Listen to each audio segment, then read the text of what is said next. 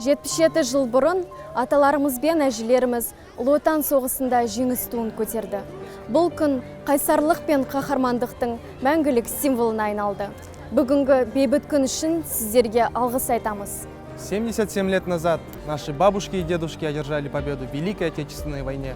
Этот день стал олицетворением героизма, храбрости и отваги. Низкий вам поклон за мирное небо над нашими головами.